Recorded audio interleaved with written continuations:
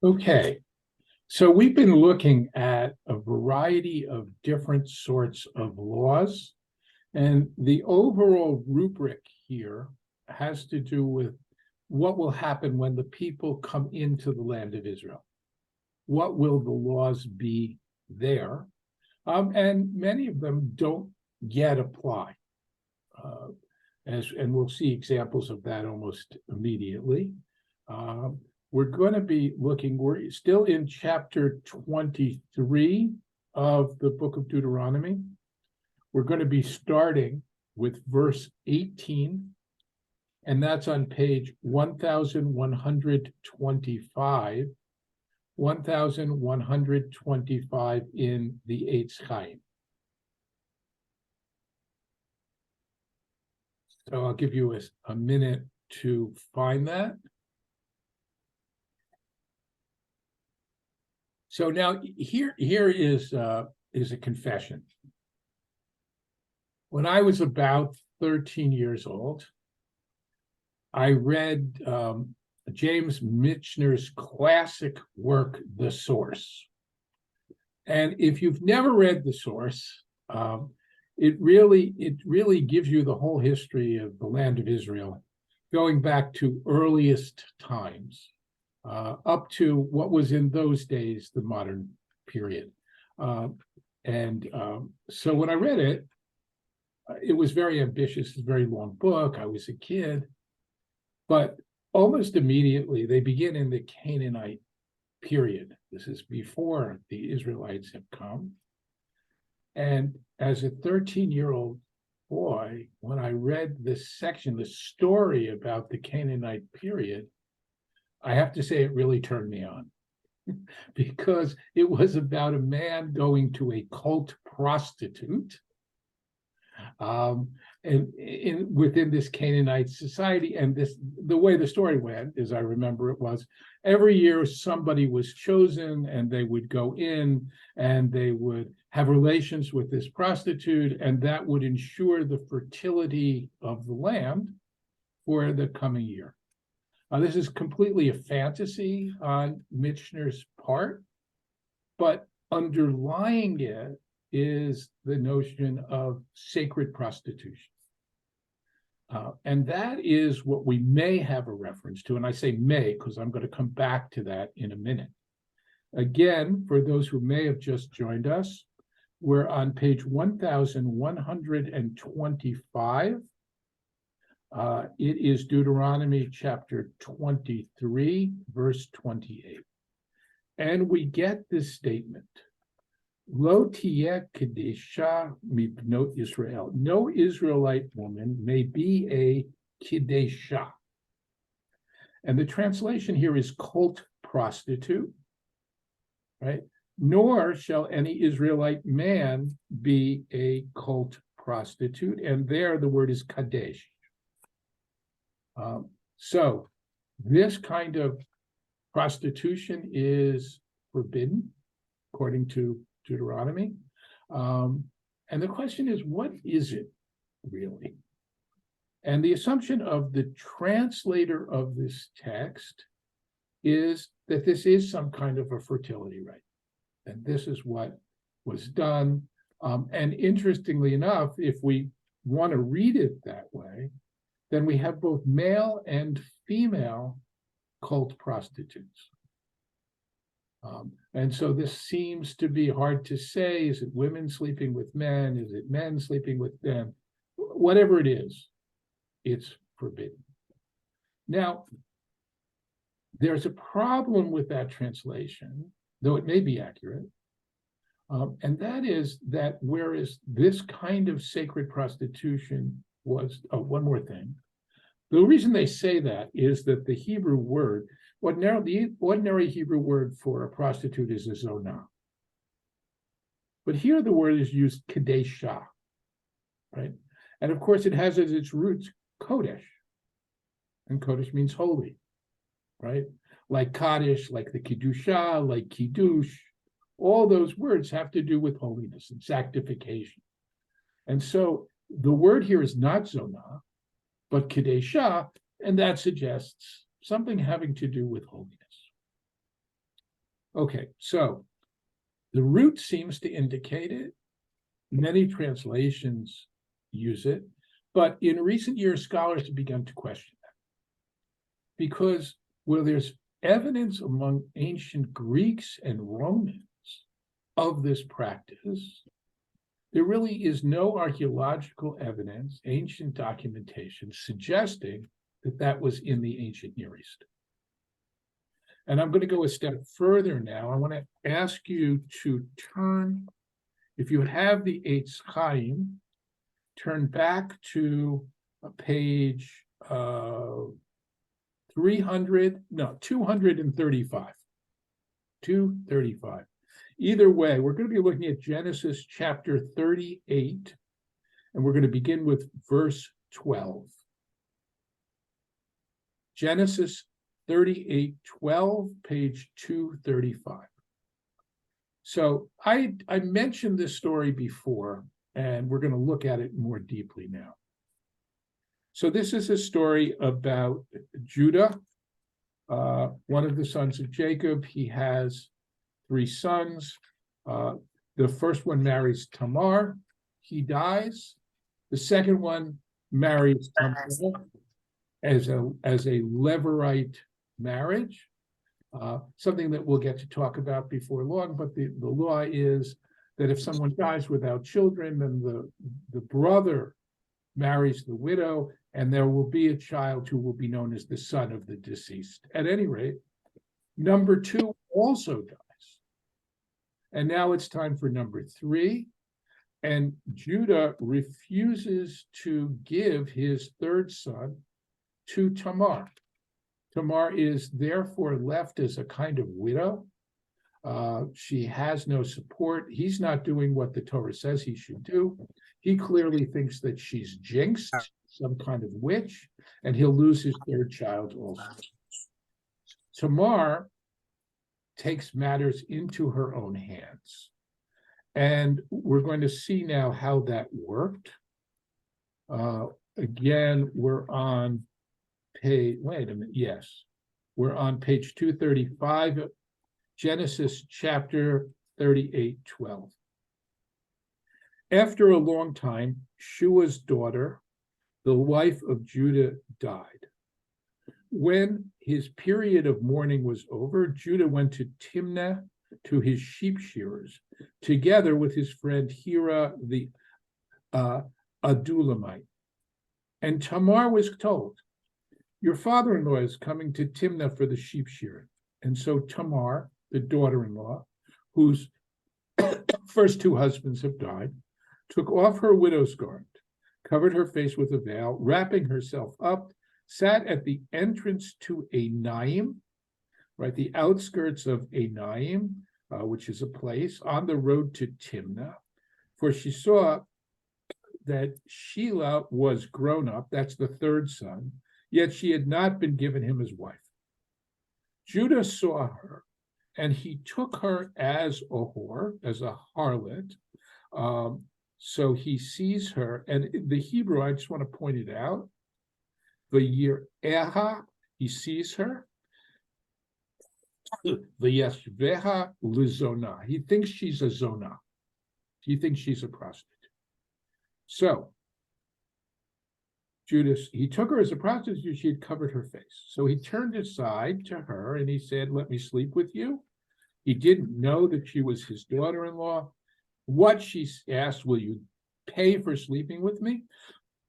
"I will send a kid from my flock. You must leave a pledge." And so he says, "What pledge?" And she says, "Give me your seal, your cord, and your staff." So he gave them to her, and he slept with her, and she conceived. Then she went on her way, took off her veil, put on her widow's garb. Judah sent the kid, he's paying off his debt to this prostitute, by his friend, the Adulamite, to redeem the pledge from the woman, but he could not, that is, Judah's friend could not find her. So Judah's friend inquired of the people of the town, "Where is the cult prostitute, the one at Enaim?" And here the word is Kadeshah. So That's as far as we need to go. The story itself is fascinating, and I urge you to read Genesis 38. But for our purposes, notice that she was first referred to as a zonah, a prostitute, and here she's referred to as a kidesha, which is translated as cult prostitute. More than that, she seems to be at the outskirts of a town. She doesn't seem to be in a temple, right? So these two terms in Genesis seem to be being used interchangeably as synonyms. And that suggests, given also the lack of archaeological evidence, it suggests that this may not be some kind of cultic process, some kind of cultic practice at all. And one of the suggestions is that she is simply a higher class of prostitute. Perhaps we would call her a courtesan rather than merely a prostitute. So then the question is, so why are we concerned with this? And we're going to see from the next statement that this person seems to be around the temple, right? So why are we interested in the fact that she's around the temple? So one theory is, though she wasn't a sacred prostitute, it was a good place to hang out. Lots and lots of people come, all these pilgrims. It's like Fleet Week in New York City. All these potential customers are coming to the area. And so she works, this is a woman who works the temple precincts rather than someone who is engaged in sacred prostitution of some kind or another. Again, we don't know. At any rate, neither men nor women are permitted to do this. And then we get this great statement: you should not bring the fee of a whore. And here, again, it seems to be interchangeable. Right here, it's zonah. There it was kadesha. There it was co-prostitute. Here it's a whore. But the words seem to be referring to the same thing. Or the pay of a dog into the house of the Lord, your God, in fulfillment of a vow. Both are abhorrent to the Lord your God. So we're going to talk about vows in a little while. But here the idea is you cannot pledge to God, to the temple. You can't pay the temple. You can't make a donation to the temple money that has come from either the fee of a prostitute or from the sale of a dog. So the assumption is that if prostitutes are working the area, perhaps they want to give generously to the temple. Maybe they think it will help business. Maybe they see it as, getting people to look the other way because they become generous donors. Unclear why. And whether it's money or, people, they may be paid in animals, right? We don't really know, but they can't turn around and then give that to the temple. And then no one really knows what the pay of a dog is. Some people have suggested that this is synonymous. It's a kind of parallelism. The dog is the male prostitute. Really unclear. Others have suggested that dogs were relatively valuable animals, but that there's something unseemly about them. But Torah doesn't seem to like dogs. It seems clear that dogs were not domesticated, or at least not wholly domesticated in this period. So, this is not the dog that you have around your house who jumps up and wags their tail when you walk in the door, right? This is likely a feral kind of dog you might have captured. You might be using it for herding or hunting, unclear. Right? But in general, I would say it becomes symbolic of things that are sort of distasteful. So there's the law. And I have to say, to me, it's a very evocative law. Because the real question is, what kind of money should institutions accept in donations?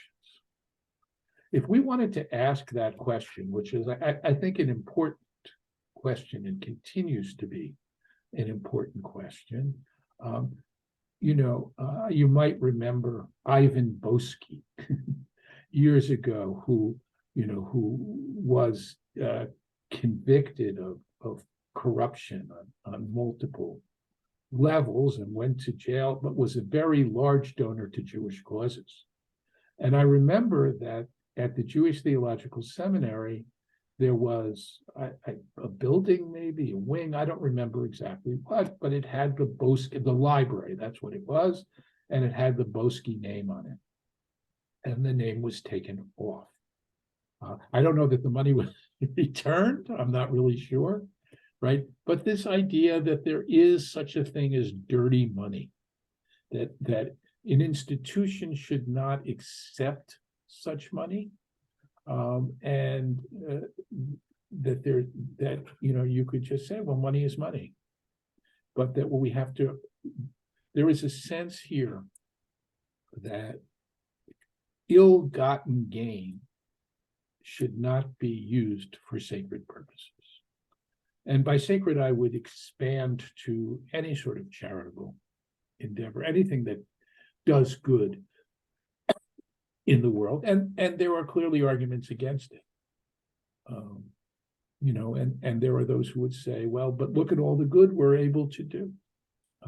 So that seems to be the Torah's point of view. Now we come to the question of interest, right? You shall not deduct interest from loans to your country. You know what, before we do this, I just want to take a minute. If anyone has a question or comment about prostitution in the ancient world, sacred or otherwise, I'll give you a minute. And hearing and seeing none, okay, we're moving on to interest. So, you shall not deduct interest from the loans to your countrymen, whether in money or food or anything else that can be deducted in interest, but you may deduct interest from loans to foreigners. Do not deduct interest from loans to your countrymen, so that the Lord your God will bless you in all your undertakings in the land that you are about to enter to possess. Right? So you can't take you cannot charge another Jew, another Israelite, interest on a loan. And I think it's important to understand the whole idea of lending in ancient Israel. This was not a commercial enterprise. People borrowed money to get by. It was a form of tzedakah. You would give someone money and they would be able to use it. And then when they were doing better, they would repay it. Now, I'm going to come back to the problems with that in a minute, but what is the difference, therefore, between a foreigner, and here we're talking about a real foreigner, not a resident alien, right? Because we're supposed to care about the ger, about the resident alien. We're told again and again and again, the stranger in your midst, you have to care for. So it doesn't seem to apply to that person. It seems to apply to a foreigner who comes into your land. And the assumption is for commercial transactions. This is someone who's doing business in your country, a foreign merchant or someone else. So they are not the poor, right? They are someone who, needs money to make money. And therefore, you're entitled to charge interest to such a person. It's a commercial loan. as opposed to the loans that are being described here between Israelites and other Israelites. So the real problem arises with respect to these loans to the poor, which are considered to be very praiseworthy. And in fact, it's better than simply giving a handout because the person retains a certain amount of dignity as a result. It's only a loan. Even if you think that they may not repay the loan, it's much easier for them to accept the money as a loan. I used to, when I had a discretionary fund and I was working in the pulpit, I would often make loans to people with little expectation that they would repay them, but simply because it was a way to help them and I knew that they could feel comfortable with. At any rate, that's the biblical notion of a loan. So here's the problem. We have this institution called the sabbatical year. Every 7 years, the land lies fallow and all debts are canceled, right? This is the cancellation of debts of these loans to the poor is a way of ensuring that people don't become more and more impoverished. So if a person can, in a sense, it's loan amnesty, right? You're getting out from under every 7 years, you get a clean start. Problem is, and the Torah acknowledges this and warns about it. The problem is, if you know the debt is going to be canceled, in the 7th year, it's very unlikely you're going to help people out in the 6th year. It's if there are another 5 or 6 years to go, it was just the Jubilee and just the sabbatical year, no problem.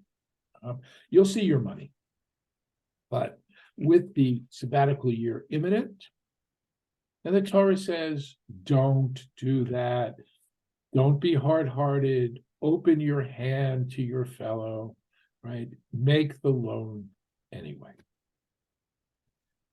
So this didn't actually work.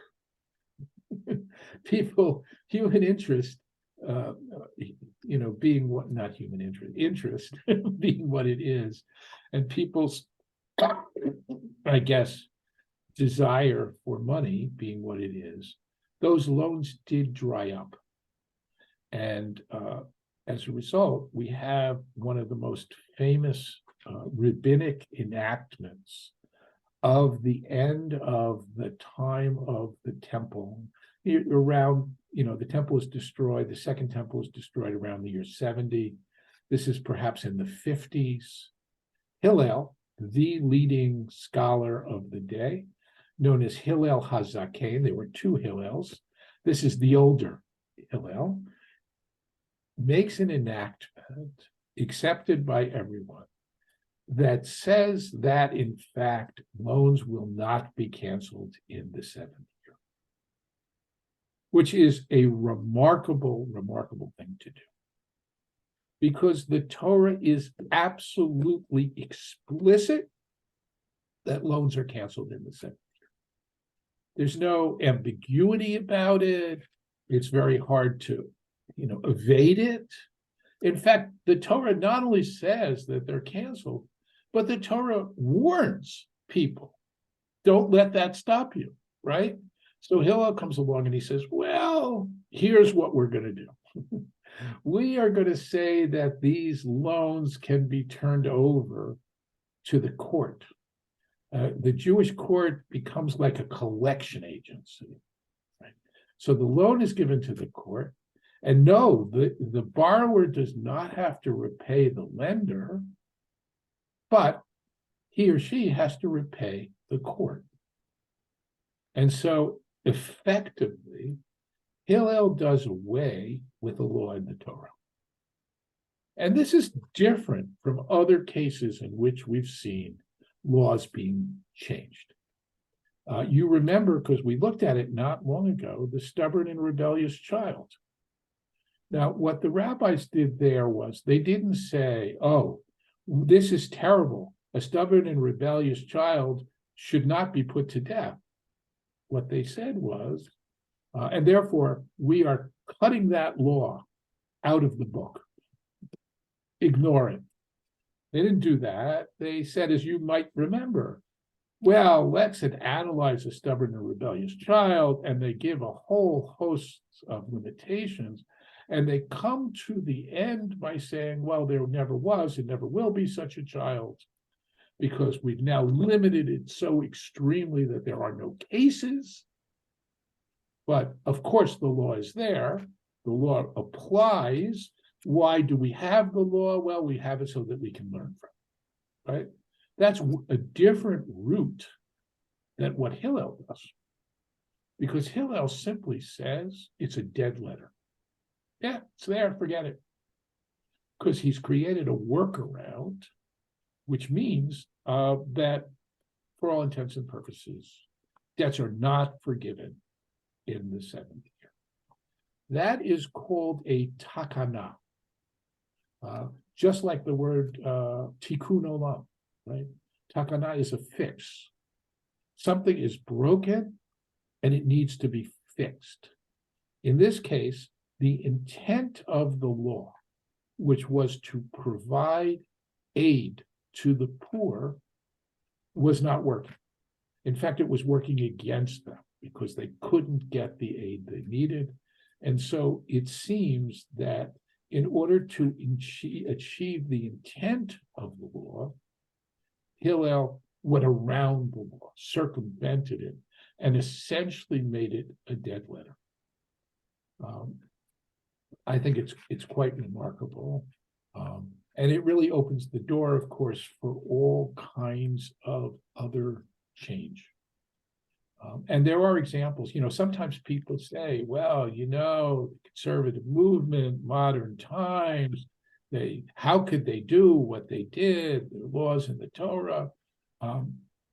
So there, to give you a modern example of this, there is a law in the Torah that a divorcee cannot marry a Kohen. Okay? It's there, it's explicit. Rabbi Arnold Goodman, now deceased, prominent conservative rabbi of the last generation, was a member of the law committee, wrote a tshuva, rabbinic response, which says, no, we don't follow that anymore. And he called it a takana. This law has led to all kinds of problems. Priests no longer serve in the temple, right? This is not what the Torah envisioned. Done. And conservative rabbis marry, and I myself have done weddings for priests and divorced women, Kohen who marries a divorcee. It is not, however, and we talked about this a bit before, this is not a forbidden, it's a marriage not permitted according to the Torah, but if it happens, it's still a marriage, as opposed to, say, incest. You could very well declare that incest is okay, ignore the Torah. That's a much more fundamental break. And what's striking about what Hillel does, it's actually a law in the Torah. It's not some rabbinic enactment that he's setting aside. And in distinction to something like counting women in the minyan.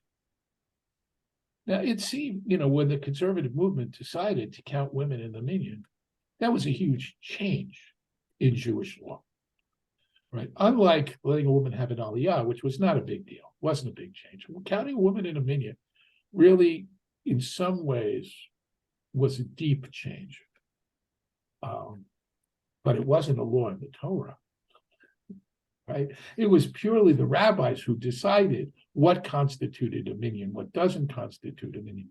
There's no reference anywhere in the Bible to a minyan as such. The rabbis read it in, but it's not there, right? So what Hillel does here is really extraordinary. Just a few more words on this, and then I'm going to open it up to discuss this whole question. The rabbis, in analyzing this situation, are very careful to define the idea of interest very broadly. And you see a basis for this in the text: food, money, anything else that can be deducted as interest, right? So food is, for example, I put up my, I give you as a pledge my field that I'm going to pay you back. You have the field. You're not allowed to eat the fruit, right? You can't harvest the crop because that would be a form of interest, unless you're going to diminish the loan by the amount that you've taken. Then it's not, right? That's the difference. If it's over and above, it's interest. If it is reducing the loan, then it's a form of payment against the loan made by the borrower to the lender. And the analysis goes to all kinds of situations you might not even think of interests, where simply the lender, as a result, gets some sort of favorable treatment that might somehow enhance his reputation. This becomes a very, very detailed kind of analysis of any kind of gain. But again, only among Jews. And then in terms of the sabbatical year, Hillel does away with this whole idea that these loans need not be repaid. Okay, so all of that, I'm going to again open things up. And questions about this? Sandy, go ahead. So Rabbi, Deuteronomy 4:2, it says, "Thou shalt not add or diminish from the word." God says, "You shall not add or diminish Yes. from my word."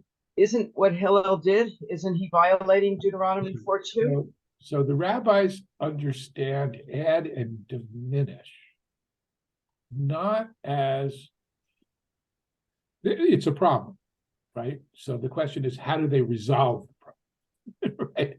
Because the simple meaning of that is clear, right? And the way that the rabbis deal with the stubborn and rebellious son is consistent with that, right? They're not adding or diminishing. They're simply specifying the terms under which it applies, right? So they want to define adding and diminishing as changing, in some sense, the character of an existing mitzvah. So if you create a talit that has only 3 fringes on its corners, that's diminishing. If you add to your lulav an additional branch beyond what is required, that's adding. Now, even this becomes complicated because I'll give you the example of tefillin, right? So tefillin, which we put on our arms, between our eyes, they're really about the parchment inside. Okay? And there is a series of passages, including the Shema, written on this parchment, sealed in this capsule, and that's what you're putting on. There are 2 different traditions as to what the order of the parchments in the scroll is inside the tefillin. The one that's widely accepted is Rashi's understanding of that. But one of his grandsons, Rabbeinu Tam, grandson by marriage, disagreed with his son-in-law's rather, disagrees with his father-in-law. He has a different understanding of the order.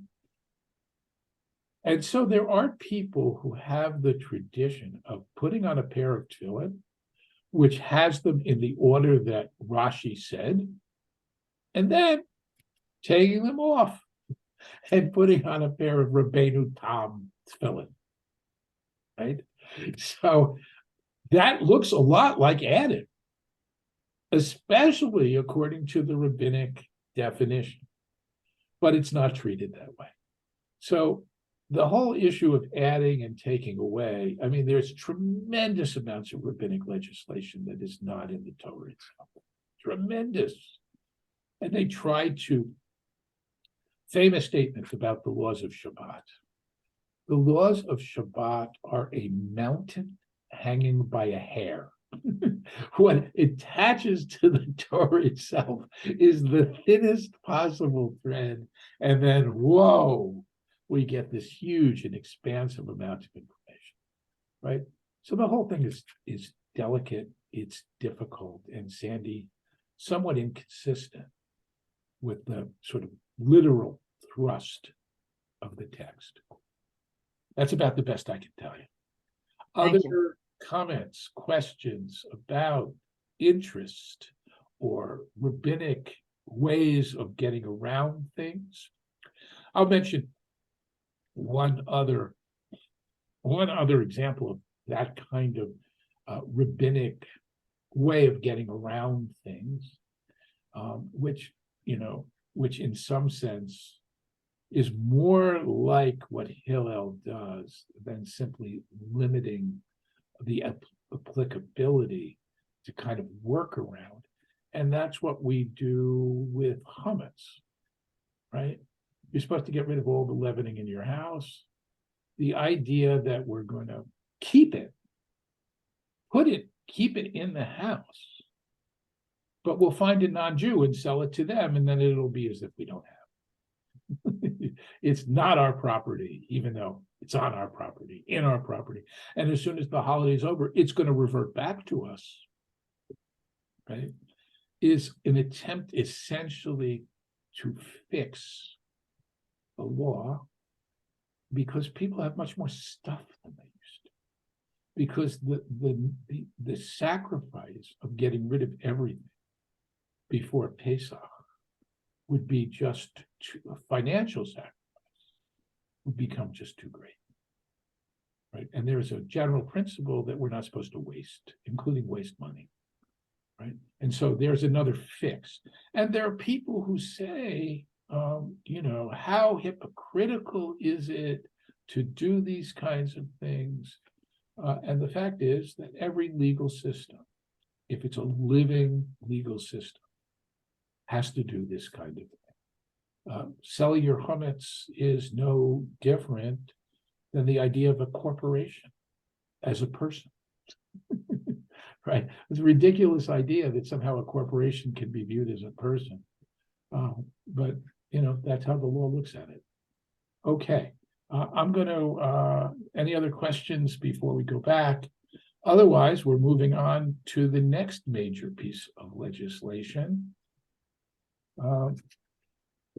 And if you joined us late, we are chapter 23, beginning with verse now 22, page 1126, and we get to the idea of vows. When you make a vow, a neder, to the Lord your God, do not put off fulfilling it. The Lord your God will require it of you, and you will have incurred guilt, whereas you incur no guilt if you refrain from vowing. Right. So, first of all, no obligation to make vows. But if you make them, you have to keep them. So, what is a vow here? A vow is essentially, generally speaking, and this is in the context of things having to do with the temple in part. The idea is, if such and such happens to me, I vow that I will do X, right? God, you do this for me, I will do this for you. Right? And it's a kind of, not the ideal kind of religious situation. Begins to look a little bit like bribery almost, but it is something that people like to do and do. I want to give you something from Psalms, which I think you might know this from Hillel, because it's a psalm that's part of Hillel. It's actually Psalm 116. How can I repay Adonai for all God's gifts to me? I will honor my vows to Adonai in the presence of all God's people, in the courts of the house of Adonai, in the midst of Jerusalem. Hallelujah. Right? Nidarai ladonai ashalem.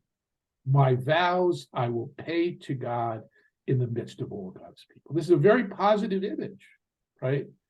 I'm so delighted that God has shown me favor.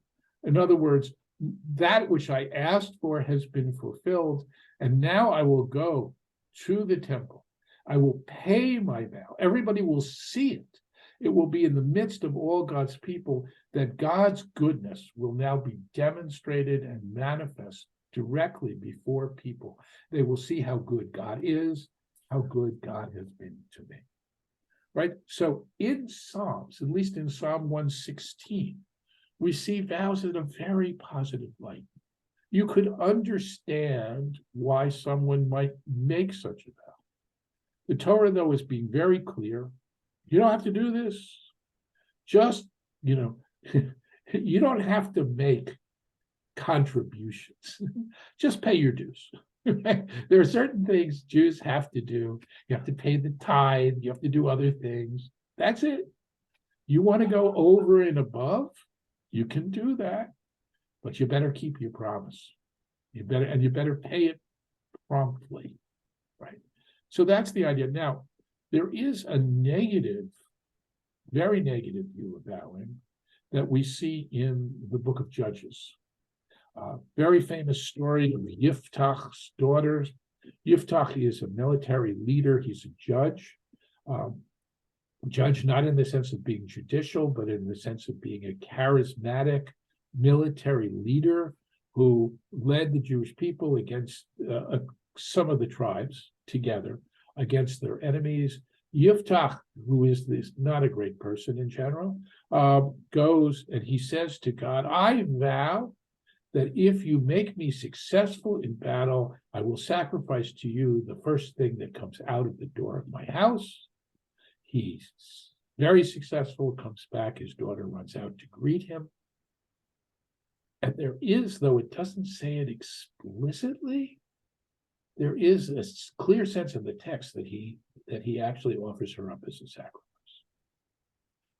This is not at all consistent with the Torah, right? The Torah would not ever permit human sacrifice, but the time of the judges was a wild, it was like the Wild West. All kinds of things go on. The book of Judges, which we may well study after the book of Joshua, depicts a very strange time in Jewish history, with all kinds of really bizarre things that happen. At any rate, there we see the very negative consequences of a vow. Underlying this is the power of words. There's a famous rabbinic statement, Chaim v'mavet b'yad halashon, life and death in the hands of the tongue. Right? That speech creates realities. That's why there's a tremendous emphasis on not speaking lashon hara, right? Not slandering people, not gossiping about people, because words have meaning, they have significance. You speak these words, they create a certain reality. If you make a vow, you have to fulfill that vow, right? Now, that can become a real problem if you're unable to. And so in the rabbinic world, we also have something, the rabbis, the Talmudic rabbis, which allows for the annulment of a vow. And we see something like that on Yom Kippur with Kol Nidre. Though Kol Nidre is really different from that. I'm not going to talk about it because that could be a whole class in itself. But the idea is you have a vow you feel you can't keep. You go to a rabbinic court, 3 rabbis, and you explain why you can't keep it. And they have the power to retroactively annul the vow. And the way you do that is to say, when I made this vow, I did not have enough information. Had I known X, I never would have made the vow. I vowed $1 million to the temple, and then the market, the bottom, dropped out on the market. And now I can't even feed my family, right? So had I known what would happen, I would not have made that vow. Circumstances beyond my control have arisen. And if you can make that case, according to rabbinic law, your vow can be annulled. Clearly, that's not what happens in the case of Yiftach and his daughter, and the rabbis have to struggle with that. Why didn't he just go and have his vow annulled? Okay, so much for vowing.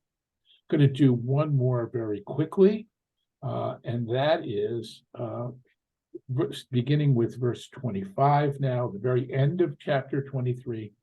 When you enter another man's vineyard, you may eat as many grapes as you want until you're full, but you must not put any in your vessel. When you enter a man's field of standing grain, you may pluck ears with your hand, but you must not put a sickle in your neighbor's grain. So you have to understand that this is about a society without a lot of roads. If you want to get somewhere, you often have to pass through other people's fields. And the question is now, can you help yourself as you walk through? And what the Torah, I wanted to mention something else. I read this article in the Times, which I found fascinating.